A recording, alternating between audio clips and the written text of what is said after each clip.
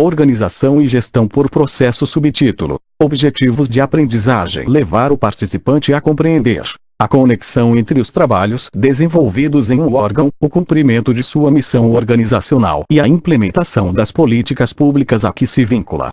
A interdependência entre as atividades desenvolvidas nas organizações públicas. A importância da comunicação no contexto organizacional. O valor que a organização agrega aos cidadãos/clientes a partir de seus processos. Introdução. O presente texto trata da organização do trabalho na administração pública, orientada pelos processos organizacionais, como alternativa para aperfeiçoar o desempenho e atender aos novos requisitos da administração gerencial. Para os servidores da administração pública, conhecer os conceitos e as práticas organizacionais no campo da organização e gestão por processos permite melhor inserção no trabalho, à medida que oferece elementos para compreender os campos de atuação concreta, no contexto das orientações estratégicas dos órgãos em que eles trabalham, bem como do governo como um todo. Além disso, esta compreensão possibilita melhorar a realização das atividades, repensar as rotinas e estruturas organizacionais, bem como monitorar as ações desenvolvidas e aprimorar as formas de comunicação dentro da organização, tendo como foco a melhoria do desempenho das organizações públicas. Subtítulo: 1.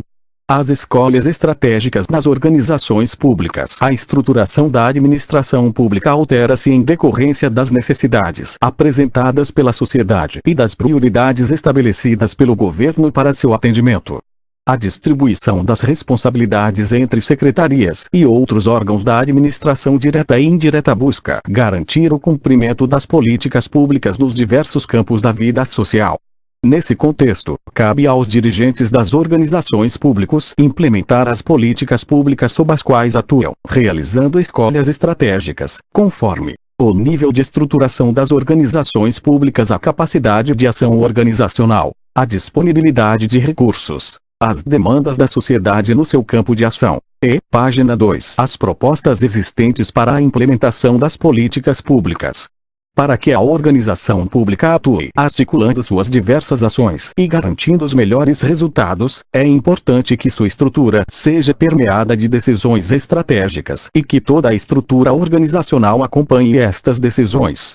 A figura abaixo resume estes diversos níveis da organização e como a gestão estratégica se reflete em suas atividades. Início da descrição de imagem. Organização pública escrito em cima de uma pirâmide, com 3 lacunas. A primeira, próximo à base, escrito nível operativo. A segunda, no meio, escrito nível diretivo. A terceira, próximo ao topo, escrito alta direção. Ao lado, atividades, indicando as atividades executadas pelos níveis da pirâmide. Alta direção, declarações estratégicas. Nível diretivo, controle da gestão, programa e projetos. Nível operativo, organização das rotinas e atividades, processos. Fim da descrição de imagem.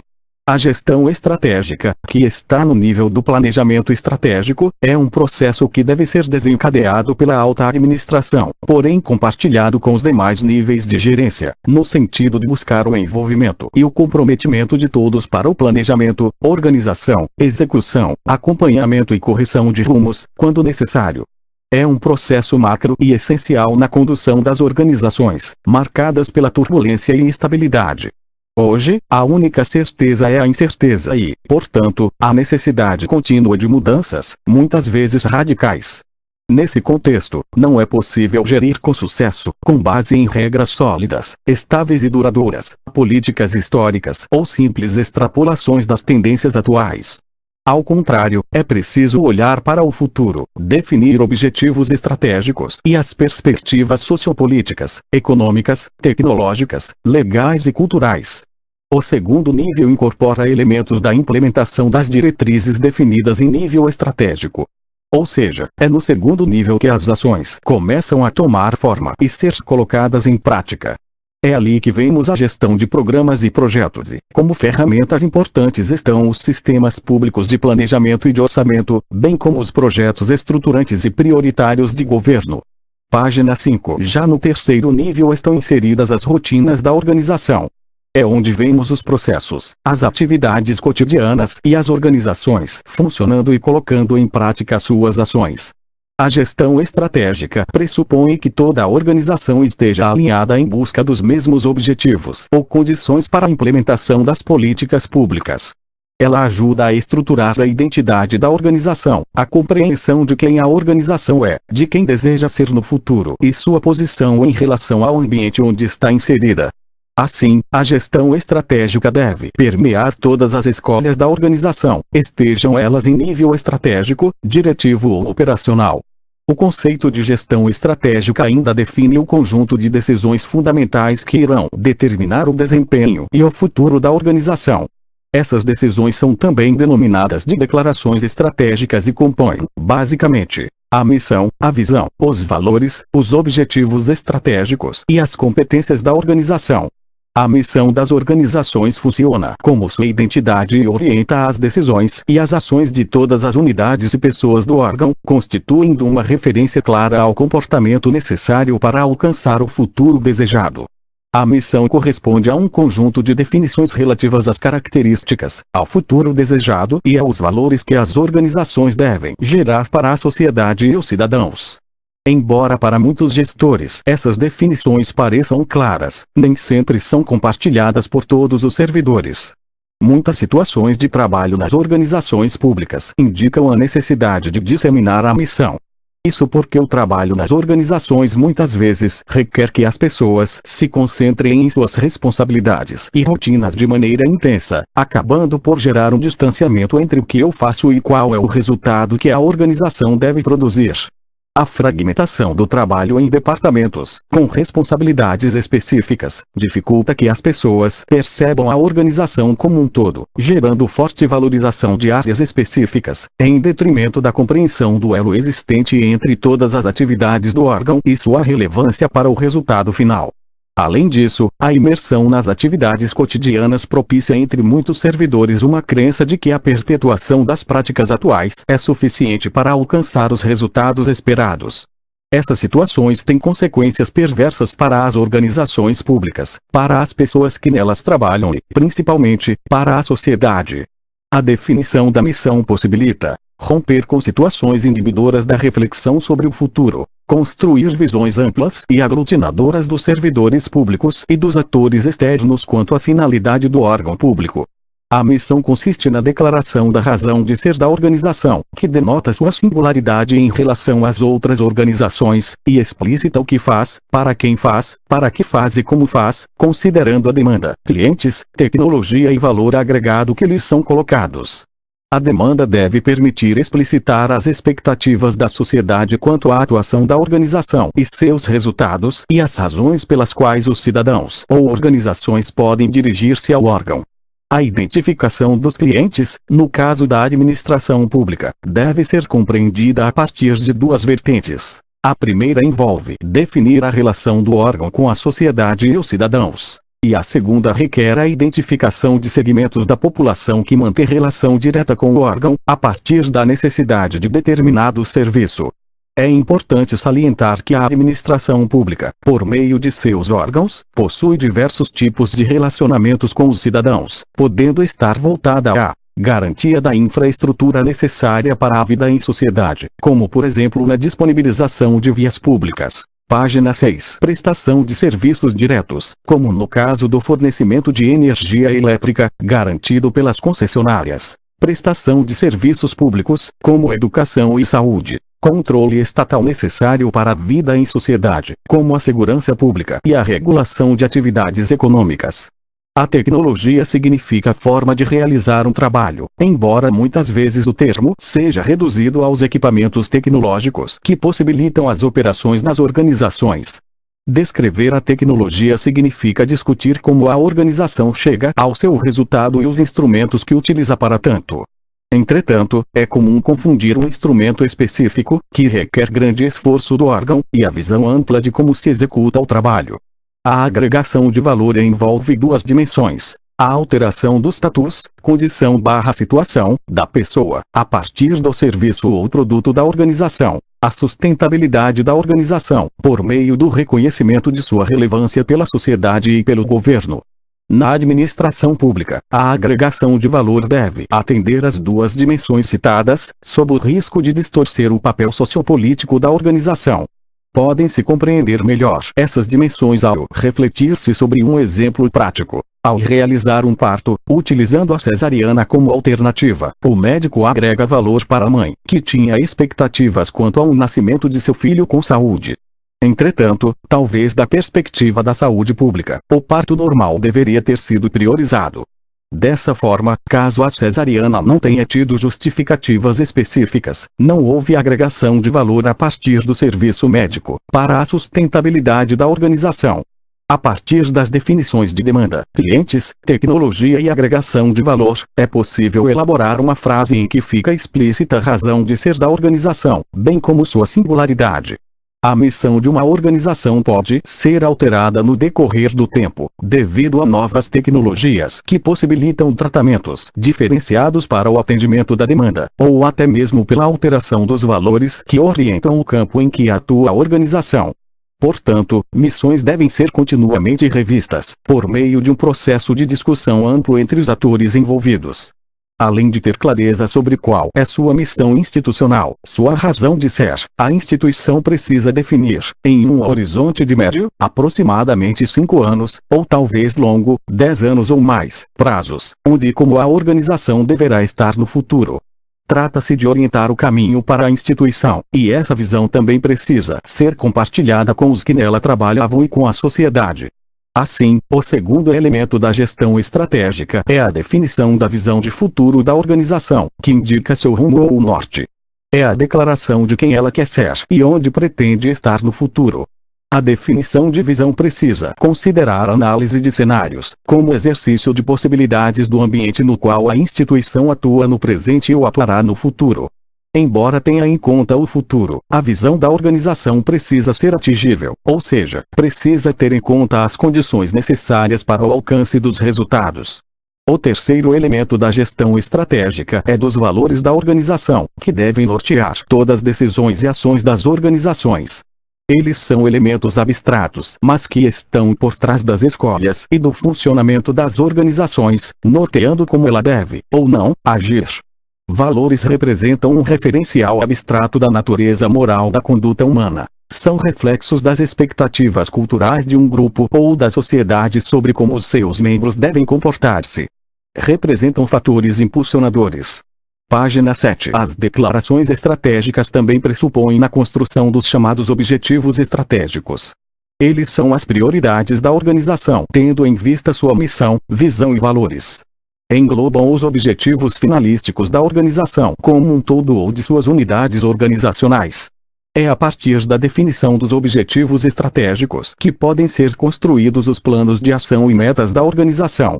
Por fim, a organização também precisa declarar suas competências que englobam, basicamente, 3 tipos distintos: competências essenciais, conjunto de conhecimentos, tecnologias ou habilidades desenvolvidas historicamente que lhes possibilitam atingir sua missão com alto padrão de desempenho, competências organizacionais, conhecimentos, habilidades e tecnologias requeridos para os processos de trabalho, competências individuais, desenvolvimento das pessoas para que contem com os conhecimentos, habilidades e atitudes necessários para a organização.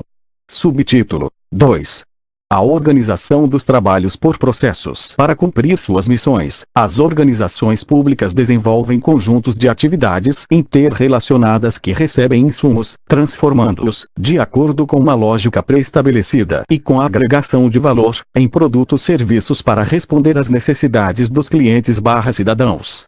A figura a seguir representa a organização como um conjunto de processos em que, a partir de insumos externos, são realizados conjuntos de atividades que se alimentam, até gerarem produtos ou serviços que possibilitam agregar valor aos cidadãos/clientes. Início da descrição de imagem. Insumo seguido por uma seta para uma forma oval com um ciclo, representados por bolas brancas, terminadas em uma fila representada pelas mesmas bolas brancas. Esta forma oval é o processo, seguido por outra seta para produtos e serviços. Fim da descrição de imagem. Para identificar os processos de uma organização, é necessário explorar quais valores podem ser agregados. A pergunta que respalda essa descoberta é: Ao entregar meu serviço ou produto, o que se altera no status atual do cidadão? A resposta a essa pergunta nem sempre é clara. Alguns valores estão no centro da missão das organizações, porém outros, complementares ou acessórios, são mais difíceis de identificar. Um exemplo que ajuda a esclarecer esse processo pode ser uma instituição de ensino. O valor que uma instituição de ensino deve agregar é o aprendizado. Mas além do aprendizado, também podem ser agregados aos alunos outros valores, em especial, a certificação do curso que poderá lhe propiciar novas oportunidades no trabalho, o material didático que lhe permitirá transmitir o conhecimento, e página 8, o ambiente escolar que possibilitará a interação com outros alunos, tranquilidade no aprendizado e bem-estar. Dessa perspectiva, tem-se que os processos de uma instituição de ensino vão além de promover o aprendizado. Ao identificar todos os processos de uma organização, qualquer atividade realizada por uma pessoa ou um departamento deverá poder ser classificada no conjunto de atividades de um dos processos. Dessa forma, obtém-se uma visão agregada do conjunto de trabalhos realizados em uma organização, podendo-se afirmar que, para gerenciá-la, é necessário viabilizar a execução de todos os processos identificados. Entretanto, essa visão não é claramente exposta no contexto organizacional, principalmente pelo fato de a maior parte dos órgãos públicos contar com uma distribuição do trabalho em unidades organizacionais que não atende a essa lógica. Início da nota 1. Unidades organizacionais correspondem às coordenadorias, departamentos, diretorias, divisões, seções, setores, células existentes nos órgãos públicos. Embora essas estruturas correspondam a níveis hierárquicos pré-estabelecidos e não são padronizadas no governo, podem ser encontradas denominações diferentes para unidades com o mesmo nível hierárquico. Fim da nota 1. Tradicionalmente, o setor público adotou a distribuição de trabalhos com base no critério de conhecimento especializado, sob o argumento de que, quanto mais repetitiva a atividade desenvolvida por um conjunto de funcionários, maior a produtividade e a possibilidade de controle. Embora essa situação esteja em transformação, ainda constitui o padrão predominante quando se observam os organogramas dos órgãos públicos. Início da nota 2. Organogramas correspondem à representação gráfica da distribuição do trabalho e da linha de autoridade em uma organização, denotando o nível hierárquico, subordinação e responsabilidades das unidades organizacionais. Para conhecer as estruturas do Estado de São Paulo, consultar o perfil da administração pública da Fundap. Fim da nota 2. Essa é a abordagem tradicional que chamamos também de gestão burocrática. A abordagem tradicional de gestão burocrática foca nos meios e não nos fins, ou seja, o ponto focal são as unidades orgânicas, cada qual com atribuições e funções específicas, o que conduz a uma visão fragmentada. A abordagem pelos processos permite olhar a organização como um todo e identificar a participação de cada unidade funcional na concretização dos seus diversos produtos. Por consequência de uma abordagem tradicional, muitas vezes são observados problemas na estruturação dos trabalhos, tais como unidades com conhecimentos especializados que atuam isoladamente, ocupando-se de seu desempenho, independentemente do alcance dos resultados na organização. Conflitos de interesses entre unidades com diferentes responsabilidades que competem por espaços de poder, em vez de colaborar na construção da missão organizacional. Preconceito na valoração do trabalho de determinadas unidades organizacionais em relação a outras. E desconhecimento, por parte dos funcionários, de sua contribuição para os resultados organizacionais, uma vez que ficam restritos aos trabalhos em suas unidades. Enquanto a abordagem funcional enfoca a organização no sentido vertical, a abordagem por processos o faz no sentido horizontal, que evidencia, de maneira muito mais clara, as interações entre as diversas unidades e participação relativa de cada uma delas na concretização dos produtos. A abordagem por processos apresenta, ainda, a vantagem de colocar no mesmo foco os três elementos básicos de missão organizacional: o cliente, o produto e os fluxos de trabalho. Desta forma, permite visualizar quais as atividades que efetivamente agregam valor e como elas se realizam, independentemente das fronteiras e feudos funcionais delimitados pela estrutura orgânica. Página 9. Que cada participante situe seu trabalho numa perspectiva mais ampla e integrada à construção de um produto final, favorecendo, assim, a maior articulação entre as pessoas e o trabalho em equipe. Visualizar de maneira mais clara os relacionamentos entre clientes e fornecedores, através dos quais os produtos são concretizados. Para que as organizações consigam atingir os resultados almejados, é importante que elas estruturem suas rotinas, processos, a partir dos resultados finais que pretendam atingir, tendo o olhar abrangente da organização e não apenas segmentado pelas estruturas hierárquicas. Via de regra, a realização do processo envolve a participação de diversas unidades funcionais no âmbito das suas atribuições específicas. Ou seja, os processos não são realizados por uma determinada unidade funcional, mas pela articulação e integração dos trabalhos de várias destas unidades.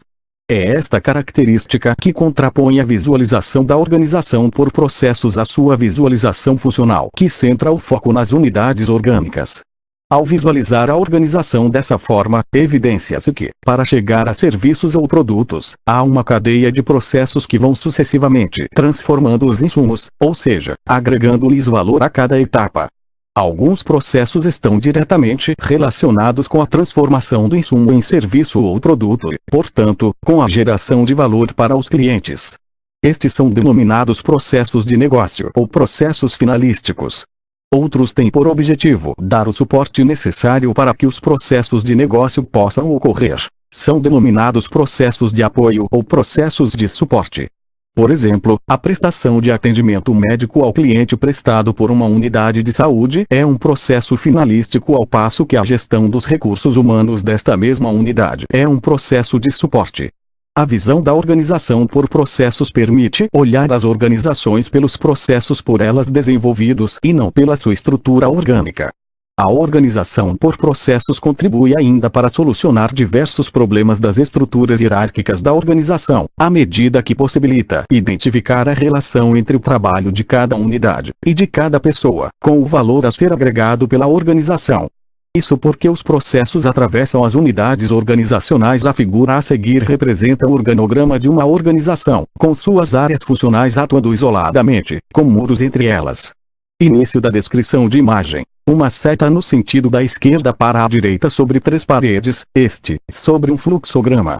O fluxograma tem uma caixa com 4 terminações entre as 3 paredes, indicando área de 1 a 4 no mesmo sentido da seta. Fim da descrição de imagem. Página 10. A flecha representa um processo organizacional executado somente à medida que cada área desenvolve as atividades de sua competência. É evidente que os processos atravessam as unidades organizacionais e que os muros precisam ser destruídos, para garantir sua fluidez e o alcance de seus resultados, que conduzirá à agregação do valor. No exemplo da instituição de ensino, a elaboração do material didático deve contar com a participação da unidade responsável pelo planejamento pedagógico, que identifica a necessidade da apostila, do grupo de docentes que a elaboram, da unidade de editoração, que a prepara, da gráfica que a reproduz, e da secretaria escolar que a distribui. Portanto, para permitir que os alunos tenham material didático para transmitir o conhecimento, que constitui um dos valores agregados, é necessário que todas essas unidades cumpram suas atividades, em um fluxo contínuo e coordenado. Mas o que ocorreria se uma das unidades, preocupada apenas com suas atividades internas, deixasse de cumprir suas tarefas na produção da apostila, no tempo e nas condições necessárias? Os alunos não teriam um material didático, que constitui elemento do serviço prestado pela instituição de ensino, e não receberiam, portanto, o valor agregado por esse processo. A consequência dessa falha poderia significar um comprometimento da aprendizagem. A tabela abaixo resume as principais diferenças entre a abordagem funcional, tradicional e hierárquica, e a abordagem por processos. Início da descrição de tabela. Coluna 1. Características. Coluna 2. Abordagem funcional. Coluna 3. Abordagem por processos. Linha 1. Coluna 1. Foco principal. Coluna 2. Dirigente. Coluna 3. Cliente. Linha 2. Coluna 1. Relações diretas. Coluna 2. Níveis de comando. Coluna 3. Cliente, fornecedor. Linha 3. Coluna 1. Processo decisório. Coluna 2. Dirigente. Coluna 3. Participantes.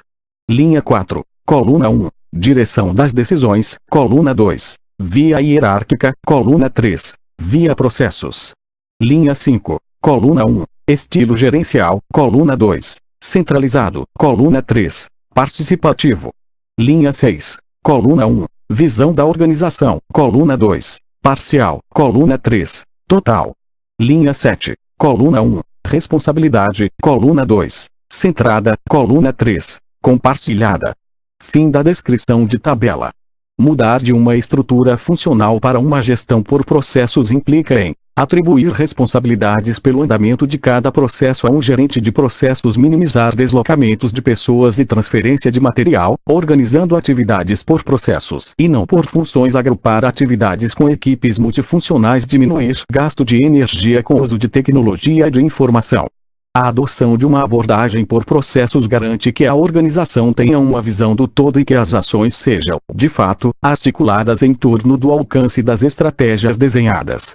O descumprimento da missão das instituições públicas pode implicar falhas na implementação das políticas públicas e, em última instância, representar fragilização da relação entre Estado e sociedade. Página 11. Compreender a relevância de impedir situações como essas é um dos papéis de cada servidor público, em seu espaço de trabalho. Ao compreender a importância da missão e conhecer os processos organizacionais, é possível, para cada servidor, reconhecer a relevância do desempenho de suas tarefas para os resultados organizacionais. Para tanto, é fundamental que as organizações/servidores procurem ter atitudes colaborativas, romper com o isolamento das unidades organizacionais, preocupar-se em aperfeiçoar continuamente os processos organizacionais, orientar-se para conhecer as necessidades dos cidadãos ou clientes que a organização atende, e verificar se estão sendo agregados ao que é produzido, bens e serviços, os valores estabelecidos na missão e nos processos, promovendo mudanças para sua garantia. Essas atitudes, entretanto, requerem um reconhecimento do contexto em que os servidores atuam. Subtítulo 3. Os macroprocessos da organização. Para facilitar a visualização e a compreensão, os processos da organização podem ser vistos como se fossem uma árvore na qual aproximam-se as atividades conectadas de forma a construir fluxos de trabalho mais amplos que evidenciem o foco no cidadão e possibilitem a execução e o gerenciamento integral.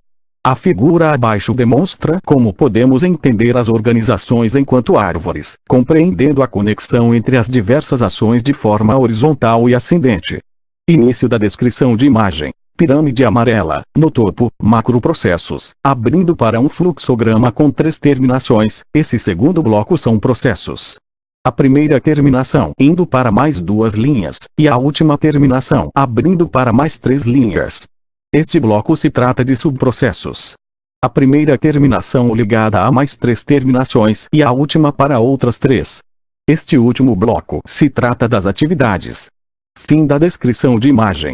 Os processos da organização devem ser enunciados com verbo no infinitivo e organizados em conjuntos com subdivisões, como em uma árvore. A seguir exemplificam-se os processos de uma instituição de ensino. 1. Promover o aprendizado. 2. Disponibilizar material didático. 3. Certificar os alunos. Página 12. 4. Manter a infraestrutura. 5. Manter processos de suporte. É evidente que, para executar cada um dos processos apontados, são desenvolvidos diversos outros conjuntos de atividades. Para melhor compreender esses conjuntos e subconjuntos, estabeleceu-se a classificação apresentada a seguir. Os macroprocessos ou megaprocessos constituem os conjuntos de atividades que agregam valor aos clientes. Correspondem ao primeiro nível da árvore de processos. As organizações contam, em média, com até 6 macroprocessos. Os processos constituem o segundo nível de conjuntos de atividades. Podem ser explicitados em normas ou procedimentos. Em número de 10 a 20, em média, os processos expressos em procedimentos escritos permitem às pessoas conhecer os trabalhos que a organização deve realizar, sem contudo ter suas rotinas explicitadas de maneira tão detalhada e sem eliminar a possibilidade de certo grau de autonomia, muitas vezes necessária para atender melhor aos cidadãos. As atividades constituem o terceiro nível de agregação dos trabalhos de uma organização. Podem chegar até 60, em média.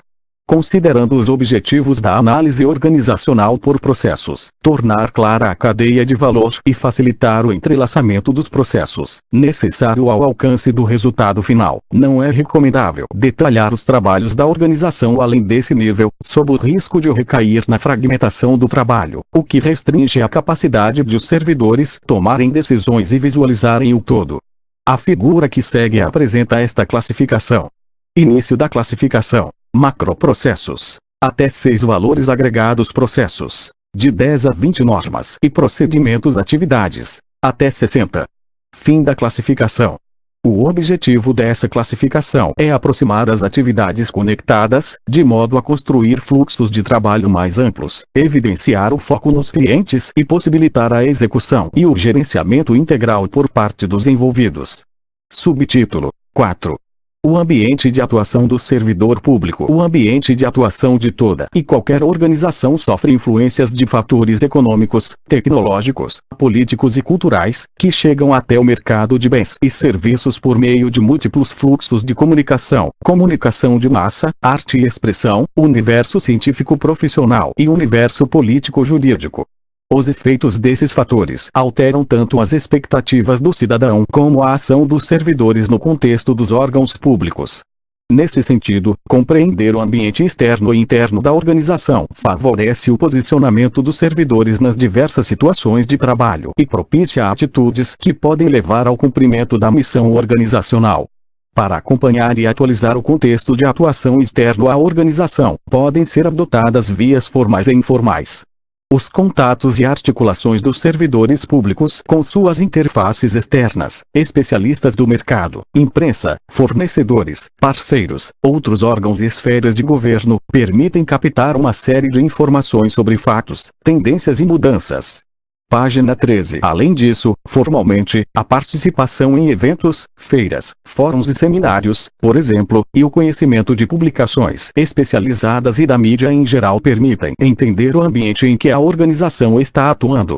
Compreender a organização e sua inserção no ambiente permite ao servidor enfocar o interesse da organização, o que possibilita, muitas vezes, direcionar a busca de um dado ou informação específicos, que possam impulsionar o alcance da missão. Esse fato proporciona economia de tempo e recursos, além de agilizar o desenvolvimento e aprendizagem organizacional. A habilidade de analisar o ambiente interno de uma organização também é importante para o servidor público, tanto para ter melhor trânsito em seu próprio ambiente de trabalho, quanto para entender suas interfaces e com isso facilitar o relacionamento.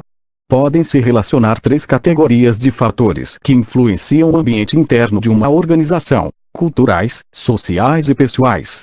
Os fatores culturais referem-se à cultura organizacional ou corporativa, ao conjunto de políticas, procedimentos e sistemas. Os fatores sociais referem-se aos modelos de relacionamento vigentes numa organização, como autoridade, status, níveis, de áreas, departamentos ou cargos, modelo de poder e estilos de liderança, dentre outros. Finalmente, os fatores pessoais são importantes para mapear uma situação específica em que há interação com outras pessoas ou grupos.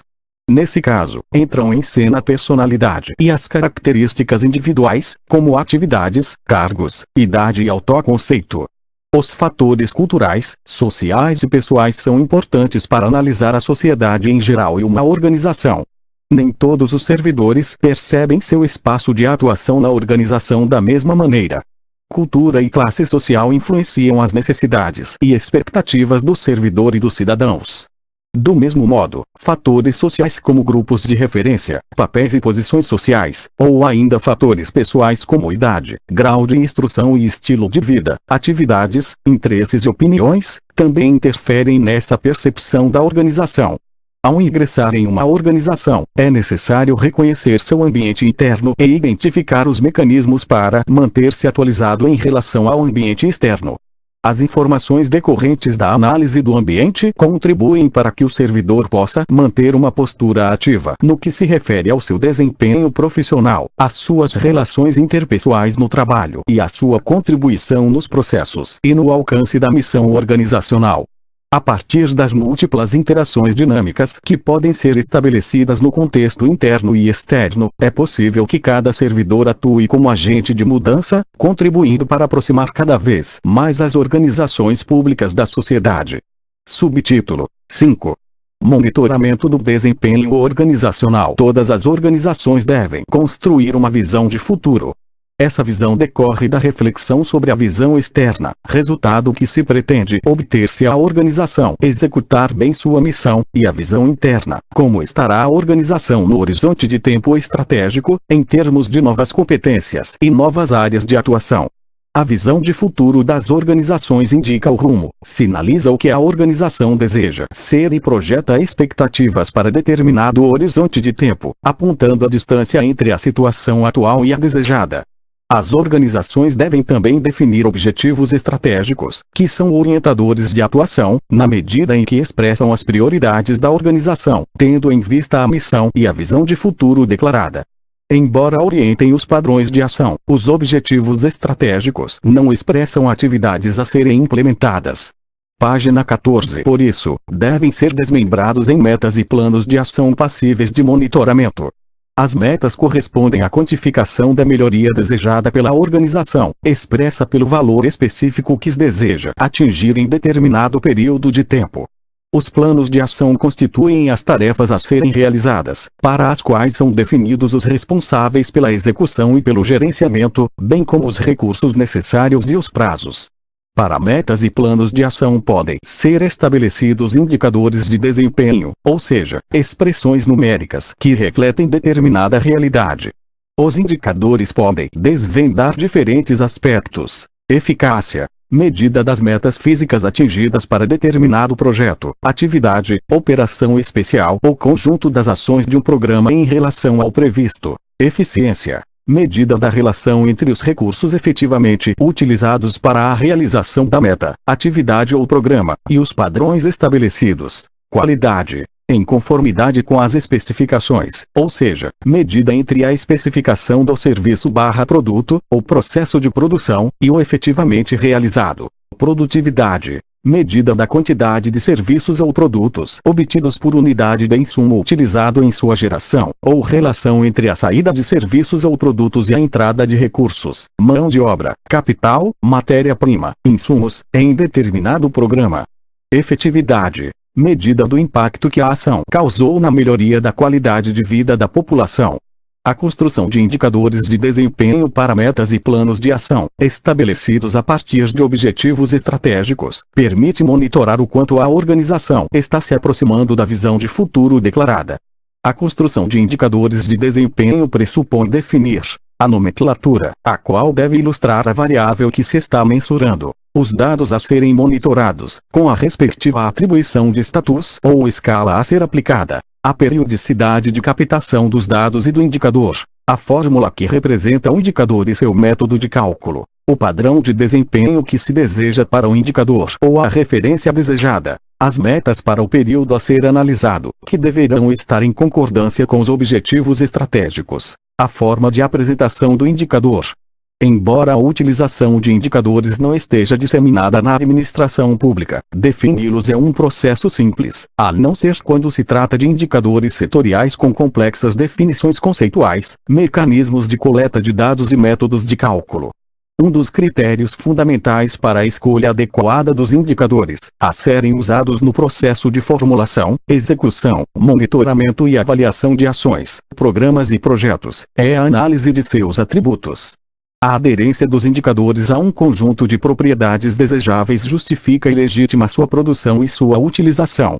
Relevância é uma das propriedades fundamentais dos indicadores escolhidos em um sistema de formulação e avaliação de programas. Devem responder à demanda de monitoramento da agenda governamental de prioridades definidas em áreas temáticas centrais: saúde, educação, ética. Validade. É importante que se disponha de medidas representativas do conceito abstrato que o indicador pretende operacionalizar. Página 15. Confiabilidade. É uma propriedade relacionada à qualidade do levantamento dos dados empíricos. Medidas confiáveis atribuem maior validade aos indicadores. Grau de cobertura. Deve-se procurar empregar indicadores de boa cobertura territorial ou populacional, que sejam representativos da realidade empírica em análise. Indicadores de cobertura parcial também podem ser úteis, desde que possam produzir conhecimento relevante, válido e confiável sobre dinâmicas específicas.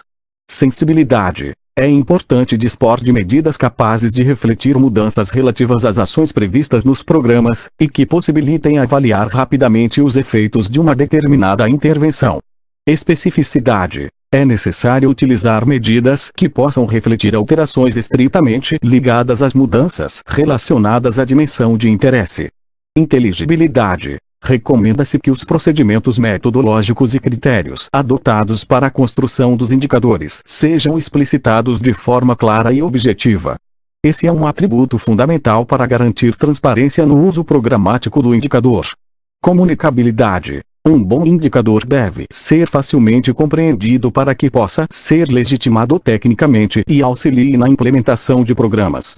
Factibilidade para a obtenção. A obtenção factível do indicador, tempo e custo, é um aspecto crucial para sua construção e seleção para acompanhamento de qualquer programa público.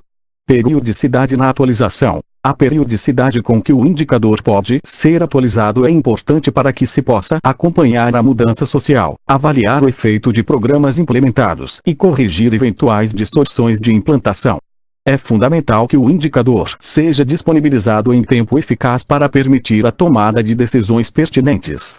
Desagregabilidade. É importante que os indicadores possuam desagregabilidade populacional e territorial.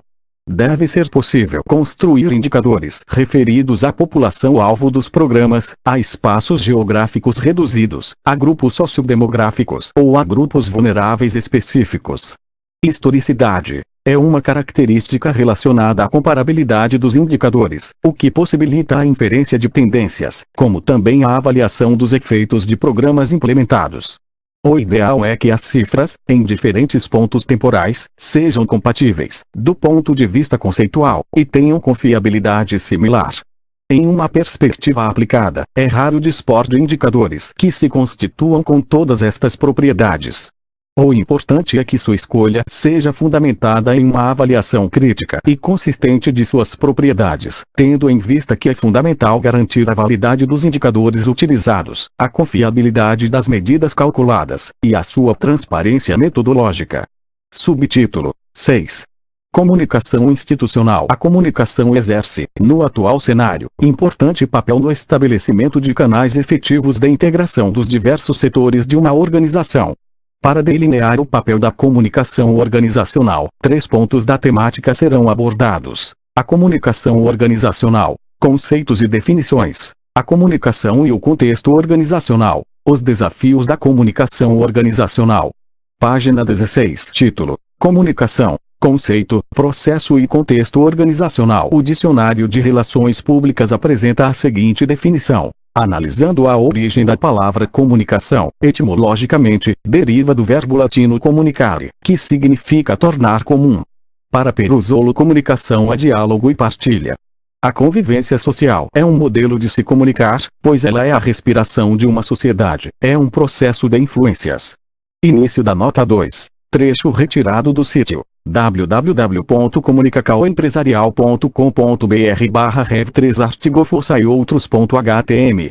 Fim da nota 2. Todo o processo de comunicação implica a existência de uma relação entre uma pessoa e outra, mediada por um elemento que as relaciona. No processo de comunicação estão presentes os seguintes elementos: emissor, é a fonte das informações e das mensagens, produz e emite. Receptor, é o que recebe a mensagem. Pode ter 3 tipos de comportamentos de recepção: passivo, que recebe a mensagem que chega a seus sentidos, mas não a utiliza; reativo, que recebe a mensagem que lhe chega e a ela reage; proativo, que procura ou provoca a emissão da informação que ele deseja ou, em outros casos, emite estímulos para provocar a manifestação do emissor. Mensagem, é a forma perceptível que a informação toma por ocasião do trânsito entre emissor e receptor. Meio, é o canal físico que faz as informações chegarem ao receptor. O canal pode ser verbal, não verbal e simbólico, feedback, reação à mensagem recebida. Para outros autores, como Paim, comunicar é provocar uma resposta do receptor. Início da nota 3. Trecho retirado do sítio www.comunicacaoempresarial.com.br/rev3 artigo força e outros.htm. Fim da nota 3. Afirma que toda fonte, ao se comunicar, deseja que o recebedor faça alguma coisa. A definição apresentada por Berlo, 1960, enfatiza a persuasão como principal propósito da comunicação. É a tentativa do emissor levar o receptor a adotar seu ponto de vista. No âmbito organizacional, as diferentes abordagens desenvolvidas mais recentemente têm procurando demonstrar a importância que a comunicação organizacional vem assumindo em face das constantes transformações nos cenários político, social, econômico, cultural e tecnológico. Essas transformações apontam para a complexidade das exigências que a sociedade demanda do setor público, indicando ser necessário alterar, dentre outros aspectos, a forma de atuação dos órgãos da administração pública. Diversas definições de comunicação organizacional foram apresentadas por autores como Wilson da Costa Bueno, Paulo Nassar, Francisco Gaudêncio Torquato. Optou-se pelo conceito formulado por Margarida Kunsch, denominado comunicação integrada, por ser abrangente, uma vez que se aplica a qualquer tipo de organização social, organização pública ou privada, entidade sem fins lucrativos etc., e por ser sistêmico, porque permeia todas as atividades de comunicação de uma organização. Segundo a autora, comunicação é um processo relacional entre indivíduos, departamentos, unidades e organizações. Em outros termos, para a autora, comunicação integrada é, início da citação, uma filosofia que direciona a convergência das diversas áreas, permitindo uma atuação sinérgica. Pressupõe uma junção da comunicação institucional, da comunicação mercadológica, da comunicação interna e da comunicação administrativa, que formam um mix, o composto da comunicação organizacional. Este deve ser um conjunto harmonioso, apesar das diferenças e das especificidades de cada setor e dos respectivos subsetores. A soma de todas as atividades redundará na eficácia da comunicação das organizações. Fim da citação. Página 17. O conceito de comunicação integrada pressupõe, portanto, a junção das diversas modalidades comunicacionais que ocorrem na organização. A comunicação institucional e a mercadológica dirigem-se ao público externo e têm a finalidade de informá-lo a respeito da instituição e dos serviços públicos por ela prestados. As duas outras modalidades, administrativa, formal, e interna, informal, devem priorizar o público interno. A comunicação administrativa compreende os procedimentos estabelecidos pela organização, cartas, ofícios, memorandos etc. A comunicação interna baseia-se nas relações sociais entre os funcionários, que buscam, nessa forma de comunicação, rapidez nas respostas para suas dúvidas, anseios, desmotivação. Kunsch, 2003. A tecnologia da informação, TI, é o elemento estratégico nesse contexto de transformações, por integrar a informação, torná-la acessível e útil. Seu uso instiga inovações, permite superar verticalizações e hierarquias, fortalece a noção de rede. No domínio organizacional interno, a comunicação interpessoal representa um dos elementos decisivos para a integração do processo comunicacional na medida em que permite evidenciar o tipo de relação que se processa entre as pessoas. Segundo Kunsch, 2003, a comunicação interpessoal é a forma mais extensa e básica da comunicação humana, somando outra pessoa à situação comunicativa. A análise do processo comunicacional considera de que forma os indivíduos afetam-se mutuamente, seja por meio da regulação ou controle de atitude e comportamentos. A contribuição de Kunsch está na referência à potencialidade da comunicação organizacional, se adequadamente praticada no meio ambiente de trabalho, na construção e na manutenção de relacionamentos interpessoais menos conflitantes, o que contribuirá para o melhor desempenho organizacional. Para conduzir a comunicação, existem os meios descendentes e ascendentes, orientados, respectivamente, da direção aos subordinados e dos subordinados à direção. Do topo para as bases, a comunicação dá-se por meio da transmissão de informações relativas à organização, como é constituída, qual a cultura, qual a missão, quais os objetivos, quais as mudanças, de forma a promover feedback e facilitar a comunicação ascendente, sendo possível, nesse caso, observar o grau de desempenho e motivação dos funcionários.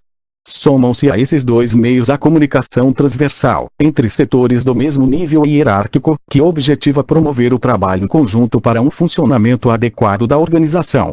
As barreiras existentes na comunicação organizacional afetam o envio, o recebimento, a percepção e as interpretações dessas comunicações. As relações sociais que se estabelecem entre emissor e receptor os envolvem e produzem efeitos recíprocos, à medida que aqueles se comunicam, podendo afetar a qualidade das relações humanas e, consequentemente, o resultado do trabalho. A comunicação organizacional, quando bem conduzida na construção e na manutenção de relações interpessoais menos conflitantes, representa um instrumento potente para a eficácia das ações. Para alguns autores, o valor do bom relacionamento é central, uma vez que consideram como principal barreira à comunicação interpessoal a tendência dos seres humanos de avaliar, julgar, aprovar ou desaprovar grupos/pessoas. Dessa perspectiva, um ponto que merece destaque nas relações interpessoais refere-se ao processo perceptivo, considerado ponto-chave para compreender as comunicações, pois a percepção dos envolvidos pode apresentar diferenças significativas em relação à mesma situação, ao mesmo fato, à mesma pessoa ou grupo. Assim, é preciso considerar as necessidades, os valores e os interesses individuais no processo perceptivo. Página 18. Ou seja, a impressão que o receptor tem do comunicador, e vice-versa, o status que o indivíduo ocupa na organização, os estereótipos, a linguagem são fatores que podem favorecer ou dificultar a comunicação. Para identificar os fatores de ineficácia, de cunho comportamental, é preciso compreender a dinâmica do ambiente de uma organização, os pontos que acarretam ruídos e a natureza de suas causas. A apresentação desse conjunto de aspectos atesta a importância do nível interpessoal da comunicação organizacional, no contexto formal e informal de um sistema comunicacional. Para enfrentar os desafios de comunicação que se colocam para as organizações, alguns autores propõem um conjunto de estratégias, de acordo com sua missão. A comunicação organizacional deve responder ao compromisso que as instituições têm de informar o público, estar atenta às transformações do ambiente e interagir com o contexto externo, identificando as transformações que se produzem e suas implicações para a organização, informar os serviços que presta à sociedade, tornar público o funcionamento das organizações, tanto para o público interno como externo, estimular o comprometimento do servidor com a qualidade da prestação de serviços. Estabelecer comunicação ética e transparente, estimular a responsabilidade da organização, conhecer a cultura organizacional para identificar valores e posturas, planejar e permitir uma comunicação transparente e participativa, estabelecendo diálogos permanentes e transparentes. Em síntese, o papel da comunicação é o de promover a coesão interna, em torno dos valores e da própria organização, aumentar a visibilidade junto à sociedade. Em um cenário globalizado, a comunicação representa uma estratégia fundamental de gestão que deve ser considerada.